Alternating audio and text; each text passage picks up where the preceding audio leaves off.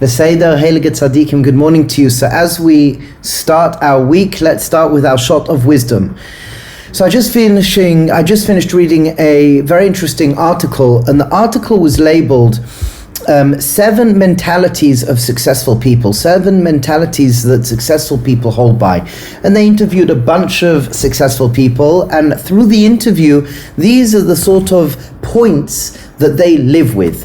So first of all, there's a point that they call the golden rule. And the golden rule is as following, that most people, when they think about achieving success in life, just a life goal success, it revolves around finance, that people want to have a certain amount of numbers in their bank account in regards to money. So it's interesting to point out that a lot of people who are successful, that is secondary. The primary bigger picture is having a life goal, not a goal of finance, but a goal of lifestyle. What sort of lifestyle do I want to have? And we've spoken about this in our financial classes, that this is something so important, but this is just another proof. The research shows that successful people think about a life, a vision, not just finance as in numbers and how much money that I have. So set for yourself a goal, and these goals are golden, and that is, what lifestyle do I want to live? What lifestyle do I want to have? How do I want to be manifesting fully and wholesomely in my life? Then from there we work backwards and we reverse engineer that life. That's golden. The rule number one that this paper was speaking about. The second interesting rule that this paper mentioned was the future is more important than the present. So there's an idea that we've spoken about before a number of times, and that is, look at the end, have that vision. It seems to be, if we're working for the end, not for the means take care of themselves. So it's very important to remember, to recognize, to realize, to understand, and to live out in a practical way. Live for your future, and remember that the future is more important than the present in regards of achieving our goals. Live for your goal, and this is the saying that we have, as we've mentioned before, in the Kabbalistic hierarchy, Netzach Hod Yesod. So Netzach Hod Yesod, we've mentioned before, is emotions, our thinking, and our physical sensation. However, a number of other midos that we can relate to the spheres,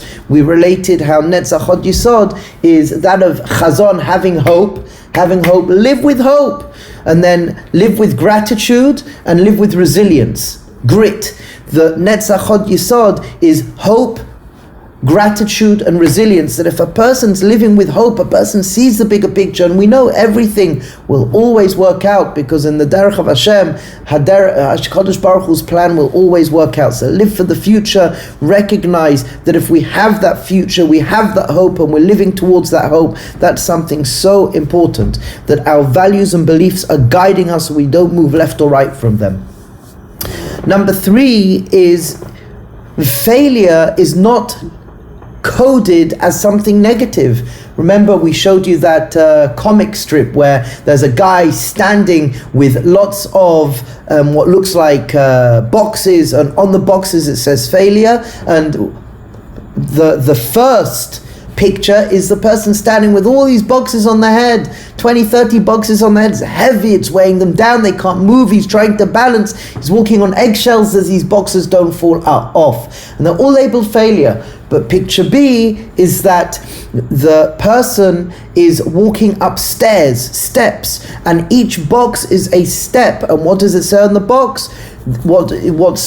What's written on the box is failure. So don't look as failure as a bad thing. Failure is feedback. It's boxes that you can stand up as steps to move forward and grow in life.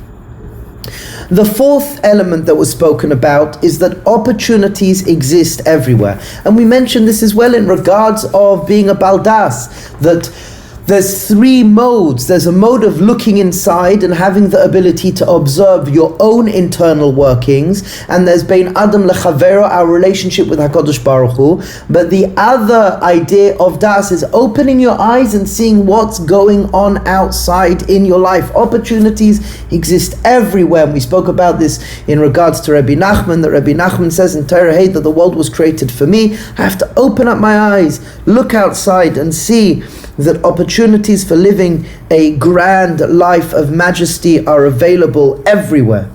Number 5, the 5 mindset and the way successful people live their lives is they have calculated risks. What does that mean? In life, if we want to grow, we have to move out of our comfort zone and we have to calculate our risks. Sometimes a person needs to take a risk as they grow, and we've mentioned this as well before, that if you look at a child, as a child grows, the klal is the greatest physical growth occurs in the years of being a baby and a child. And what comes with that? Vulnerability and forgiveness. They could let go very quickly, but as well what comes with that? Growth occurs because they take risks. So you've got vulnerability and you've got forgiveness, but risk taking is part of growth. Calculate your risks. Sometimes it seems to be this is a risk and I still need to take this. I still need to move into this risk arena in order to grow. Number 6 is consistency, as we've mentioned before. Even if it's the smallest little thing, the Sfarim speak about Rabbi Akiva and others, as we mentioned, that they did yoma. Why did they live so long? Because every day, yom, every single day, they were consistent. Consistency is good until the consistently mamash leads to the grandeur of what you wish to accomplish. Consistency, a little bit every day will take you very far. And the 7th principle is that it's not always perfect. Nothing is ever perfect. It's perfect from the place of das, from the place of HaKadosh Baruch Hu, from the place of ego. It's not perfect. So we have to remember that HaKadosh Baruch Hu throughout our day-to-day living is communicating to us. So as we achieve our life goals, sometimes it goes a little bit to the left, a little bit to the right, and it doesn't always go according to our egocentric plan. It always goes with HaKadosh Baruch Hu and the das plan. The more we're balei das, the more we can open up to consciousness, the more we could relate and react to every situation in regards to growing, in regards to finding who and what we are, and everything HaKadosh Baruch Hu communicates to us. If we're open to that communication, we will recognize, according to the ego, nothing is perfect and we'll always be challenged. However, according to HaKadosh Baruch Hu and Das, everything is always perfect, and I needed to meet this particular challenge, this particular issue, to be the better version of myself and to grow. And I'll just end with a Maisa that I heard. I heard that once upon a time there was a Yid traveling, and he came to a particular home on his journeys. And what happened is there was a small home, very poor, and the person, this family had a cow, and the cow was their whole life. And what happened is that once they were traveling, they knew this path. This person traveling knew this path, knew this home, knew this family, knew this cow. One time he was traveling with the tzaddik, and they came to this place, and the tzaddik sees what's going on, and he takes the cow and he kills the cow. The tzaddik kills the cow. So the guy who's traveling with the tzaddik, what the heck are you doing? This is their parnasa, this is how they live, they're gonna die. Anyway, tachlis, the tzaddik doesn't say anything and goes weiter. A couple of years' time, this person who has been walking this walk for a long time, again he walks with the tzaddik, and they walk this derech, and they come to this home, and now where there was this small home standing, there's this big home standing. And the man looks to the tzaddik and says, "What's pshat? What happened? So he says, when I killed the man goes into the house and says, what happened? Well, I used to come here and there was a small house and you had your one cow. So they turned around and they said, well, one day, we were living in poverty and everything was falling apart, and then one day we come out and our cow's not there. We don't know where the cow is. They don't know that the tzaddik killed the cow. And what happens? That the balabais of the house said it forced us to go to work, and we ended up starting a business, became very, very wealthy, and now we live in this very big house and we can help lots of people. So what happens is that in our lives we can view it that sometimes the tzaddik comes and pushes something away, HaKadosh Baruch Hu against the tzaddik, and something doesn't go our way. Either we can look at it that it should destroy us, or we should look at it that it builds us. So the ego will tell us nothing's ever perfect, and it didn't go my way and I should collapse, and the das and the neshama should tell us, no, it's exactly what I needed, let me figure out how I can go from it.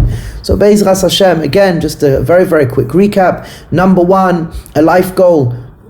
Number 2, work for the ends, not for the means. Remember your life goal and work towards your life goal. And as you navigate your way through this world, have that in mind, those values and beliefs in mind, and don't move left and right from them.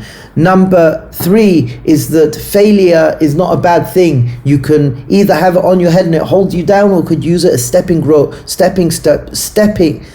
stones to grow, as stairs. Number 4, opportunities are everywhere. Open your eyes. Number 5, risks are important. Calculate them carefully. They are important. Number 6, consistency. Number 7, nothing's ever perfect.